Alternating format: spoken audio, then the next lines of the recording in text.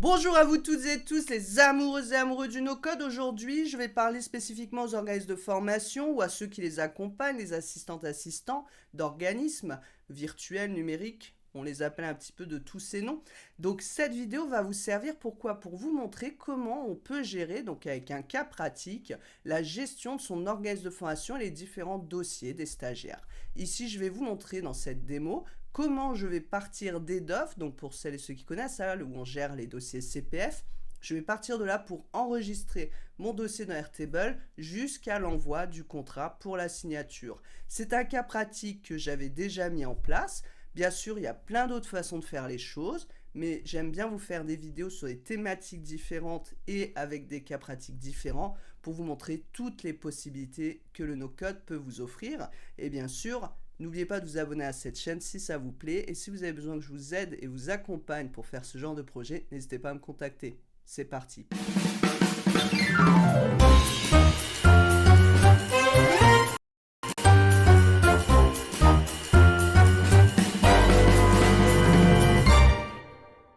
Donc ici, je suis dans la base de données démo pour vous montrer ce que vous pouvez faire avec Airtable pour gérer par exemple vos dossiers CPF. Et donc ici, par exemple, j'ai mes sessions de formation. Et si je regarde, en fait, tout simplement, imaginons que j'ai des sessions démo ici pour vous montrer, des sessions de formation pour mes formations en ligne. Et j'ai ici une petite colonne qui va me calculer la date à laquelle il faut fermer la session. Donc ici, pour l'exemple, j'ai une formule en mettant qu'il faut la fermer 14 jours ouvrés avant la date de la session pour être au plus large et pour respecter ce délai de 11 jours qu'on peut avoir sur EDOF. Et ça permet ensuite d'avoir une automatisation qui va ici me prévenir.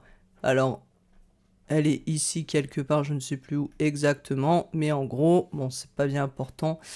J'ai une automatisation qui va vérifier, je l'ai peut-être fait avec Make pour la démo, qui va vérifier à quelle date il faut faire la session. Je vais recevoir un mail ou un message sur Slack pour me dire « Ah, c'est telle date, il faut aller fermer telle session sur le CPF. » Donc ça, on n'a plus besoin d'y penser.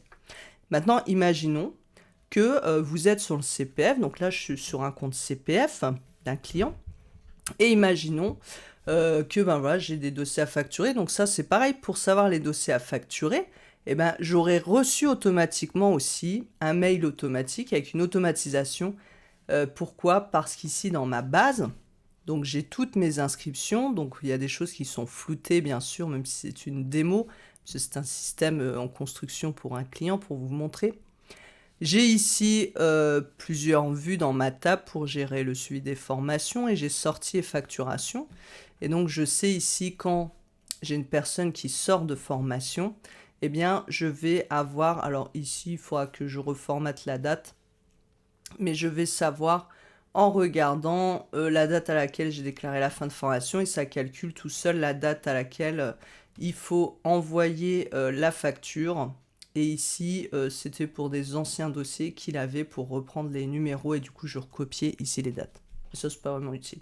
Donc, on voit bien ici, j'ai la date dans la facture. Donc, je sais, voilà, ici, 8/7, qu'il y aura 1, 2, 3 factures à faire. 22/7. Donc, ça doit être les 4 que j'ai. 1, 2, 3, 4. Il y en a 4 et je vois qu'en effet, j'ai bien 4 dossiers ici à facturer. Si je regarde, ce seront ces dossiers-là.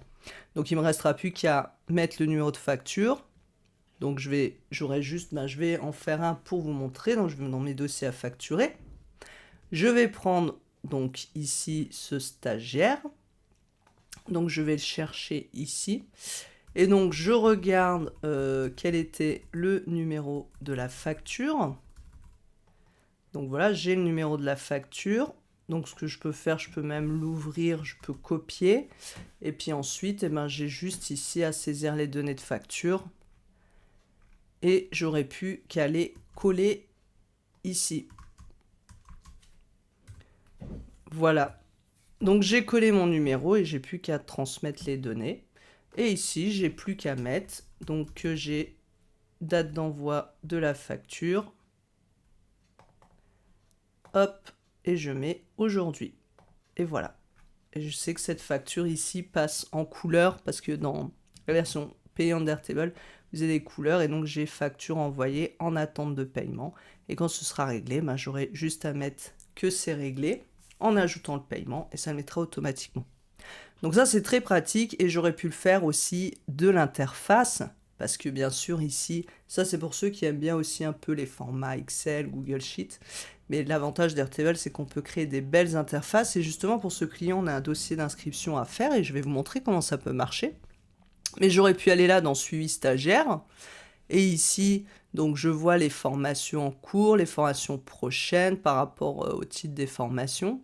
Et donc vous voyez, j'ai les statuts de formation et donc facture terminée à facturer.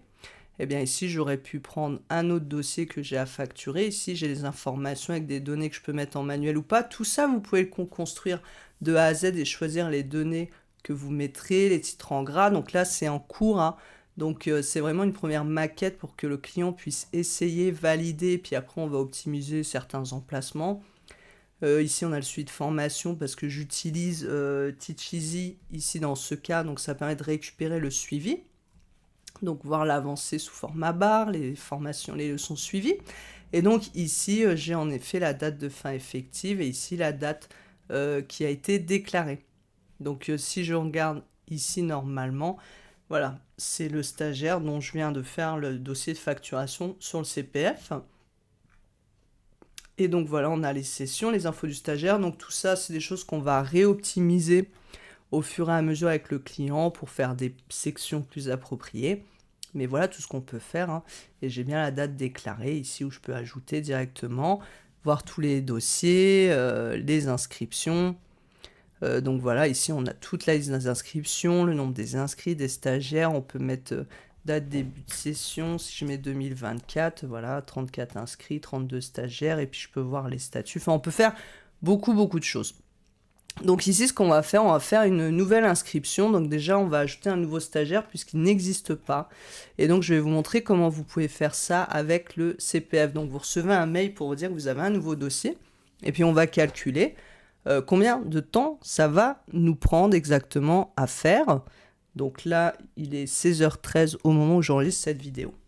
Donc c'est parti, je vais essayer de faire ça en mettant un peu plus de temps parce que je vais vous expliquer un peu. Mais on va aller voir tous les dossiers. Donc ici, j'ai un nouveau dossier en attente, à traiter, pardon. Donc je vais ouvrir le dossier.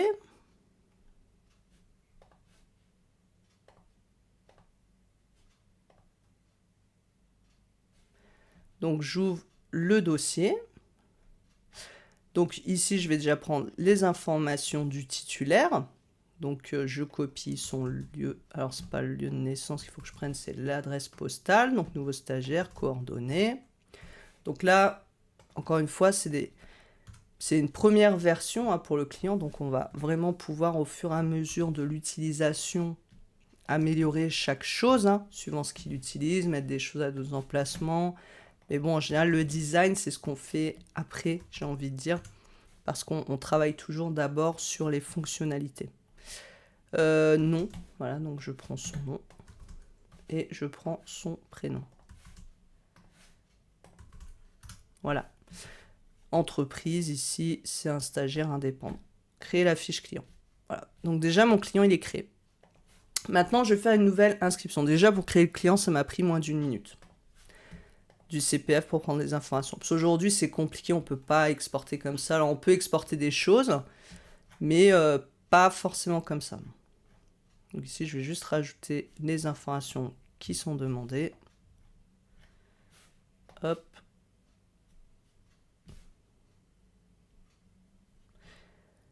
Ici, je vais lui valider le dossier.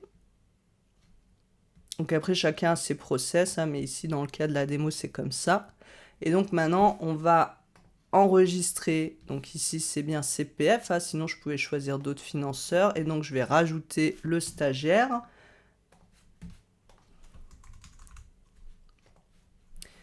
Le numéro du dossier CPF, donc là, il est 16h15. Hein, donc on va voir combien de temps je vais mettre pour mettre le dossier CPF.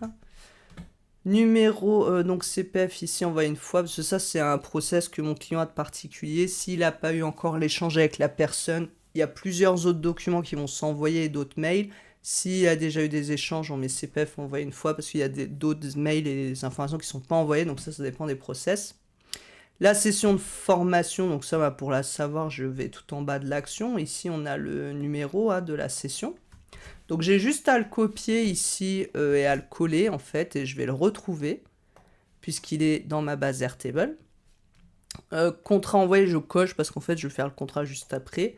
Donc aujourd'hui, date de signature du contrat, donc c'est ma signature et je l'ai validé sur Edoff. Ça, suivant ce qu'on met, en fait, ça va envoyer certaines informations. Là, ce qui se passe ici, c'est qu'une fois que ça c'est fait, si je vais du coup sur le suivi du stagiaire, donc vous voyez son dossier, il est bien créé ici. Voilà, et donc j'ai les informations de la formation. J'ai même le prévisionnel de paiement, je sais déjà à quel moment envoyer les informations, les factures, les dates de suivi. Donc ça, tout ça, c'est des choses qui sont automatisées. La date d'email, parce que je fais un email ici pour le client de prépa de fin formation 10 jours avant pour aider à préparer la fin de formation. Les exercices, le premier jour, donc ça c'est pour le suivi, si la personne s'est bien connectée en ligne, et tout ça c'est automatisé aussi, on n'a rien à gérer. Contrat envoyé, donc date de réception par exemple, donc on va mettre aujourd'hui. Et donc, ici je vois que le stagiaire doit valider sur Edoff avant le 25 du 2, donc si je vérifie ici, c'est bien marqué le stagiaire jusqu'au 25 du 7, pardon, pas du 2, pour valider. Donc vous voyez, ça m'a pris encore 1 minute à peu près pour entrer mon dossier, l'inscription de la session du stagiaire. Et ça met automatiquement, et là j'aurai un mail de rappel qui sera renvoyé même à la personne pour dire attention, c'est le dernier jour pour valider sur Edoff votre inscription. Et donc ici la personne a reçu un email déjà pour lui dire voilà, c'est la première étape. Donc j'ai un mail, je peux vous montrer rapidement. Donc ça, c'est dans les automatisations. Voilà, la personne reçoit un mail, contrat envoyé, demande d'inscription à la formation. Et donc, il a un mail pour lui dire, voilà, on a bien reçu votre demande. Et ensuite, donc ça, c'est si c'est pas en une fois. Si c'est en une fois, il a juste, voilà, dernière étape pour valider l'inscription à la formation qui lui dit qu'il a jusqu'au 25 pour valider sa formation sur le CPF. Donc maintenant, je vais faire mon document contractuel. Alors, comment ça marche? Et bien ici, moi, je vais utiliser PandaDoc. Et donc, dans PandaDoc, mon client a plusieurs modèles de documents qui sont préparés. Donc, on aurait pu l'automatiser aussi. Donc ça, c'est une prochaine étape qu'on va faire avec un bouton. Le contrat se générera automatiquement. C'est ce que je fais en général pour les clients. Ici, pour le moment, le client est en train de tester PandaDoc ou autre, donc avant de prendre certains abonnements, il veut s'assurer que tout lui convient bien. Donc, il prend son modèle. Donc là, il est 16h20. Même manuellement, vous allez voir que ça va aller très vite. Ici, j'ai les documents d'inscription pour le CPF. Donc, le certificat d'attestation sur honneur, parce que c'est une formation qui fait pour les créateurs d'entreprise. Il a une charte, le programme de formation et toutes les CGV, règlements intérieurs. Donc tous ces documents-là, on va les envoyer pour le client, le stagiaire de formation. Donc je fais créer un document. Et donc là, il va me demander à qui je veux l'envoyer. Donc document inscription, formation, voilà. Et donc ici, on va ajouter un destinataire. Et donc, on va reprendre les infos du destinataire très facilement sur notre base. Le nom, l'email. Donc tout ça, encore une fois, là, je le fais manuellement, mais c'est quelque chose par la suite qu'on va mettre en place et qu'on fera. C'est toujours mieux quand même de valider avant des process, avant de tout automatiser. Mais une fois que déjà tout ça fonctionne et qu'on est OK, eh ben on dira OK, maintenant on fait un petit bouton, on clique dessus et tout ça se fera tout seul. Donc là, je mets l'adresse, code postal, ville. Voilà. Ajouter. Continuer.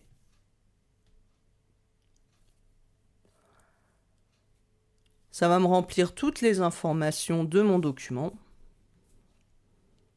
document d'information, avec la signature, les champs à remplir par le client en ligne.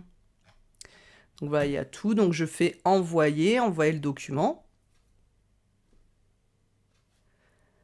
Document inscription, je fais continuer. J'ai un petit message, vous savez, avec Pandadoc, on peut préenregistrer des messages. Donc document inscription formation. Bonjour, nous avez bien reçu votre demande. Vous trouvez les documents à signer. Je fais envoyer le document. Moi, donc, je me suis mise en premier signataire, là, ici, pour l'exemple. J'aurais pu mettre en deuxième, on peut choisir l'ordre des signataires. Donc, je fais remplir et signer. Commencer, je signe, tac, avec mon tampon. Voilà, bon, j'avais que là, ici, à signer. Après, ça dépend les documents que vous envoyez. À chacun ses façons de faire. J'ai rempli ma tâche. Et donc, maintenant, ben, c'est au client de faire son boulot et de valider à son tour. Et quand il aura validé de son côté, je cocherai ici pour dire validé par stagiaire head off. Et ici, ça me dira que l'email confirmation a été envoyé, que sa session a bien été ajoutée à l'agenda. Et il n'y aura plus qu'à attendre le jour J. Et au jour J, date d'auto d'envoi d'accès, bien ça enverra l'accès à Teacheasy, ou ça pourrait être une autre plateforme si vous utilisez comme Thrivecart ou autre. Ça envoie l'accès directement à la personne avec son mail de premier jour, etc., etc.